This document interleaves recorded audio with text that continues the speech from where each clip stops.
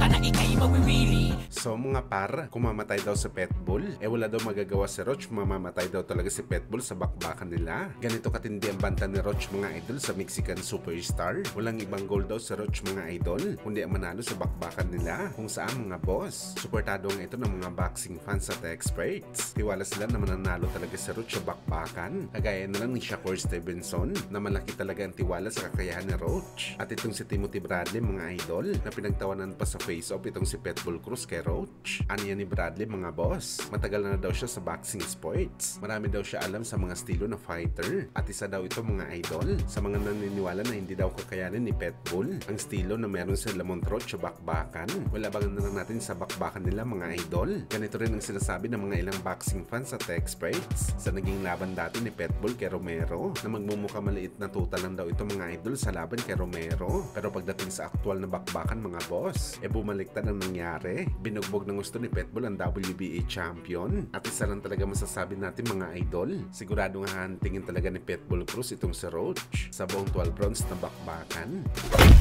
Samantala dahil nga po sa mainit na pahayag ni Terence Crawford sa social media na minaliit nito ang kakayahan ni Manny Pacquiao sa bakbakan, kung saan mga idol marami pa rin ng mga boxing fans na nagsasabi na nagangas daw si Crawford sa Pinoy dahil sa sobrang kainggitan. Dahil sa kabila na 3 division undisputed champion na ito, hindi pa rin daw siya masyado pinag-uusapan bilang elite na legend kagaya ni Manny Pacquiao at Mayweather Jr. Kay Manny Pacquiao at Mayweather Jr. pa rin daw nakataon ng atensyon pagdating sa usapan ng GOAT ng boxing, at sinakto daw ni Crawford na batikusin si Pacman isang araw pala nakalipas nang pinangalanan si Pacman bilang Fighter of the Century ng WBC promotion. Sa mga hindi po nakakaalam mga idol, dalawang boxer pa lang po ang nakakuha ng Big 3 na record na to sa boxing. Ito nga ang pagiging Fighter of the Year, Fighter of the Decade at Fighter of the Century. Una nga mga idol, nakuha na ito nung tinatawag ng lahat ng GOAT na si Sugar Ray Robinson. Ginawa niya ito mga idol noong 1940s hanggang 1960s. At si Manny Pacquiao ngayong kasalukuyan, na para sa atin mga idol, hindi naman dapat kainggitan si Boss Manny dahil deserving naman ito sa lahat ng awards na to matapos ang ilang record na na-break nito sa boxing sports.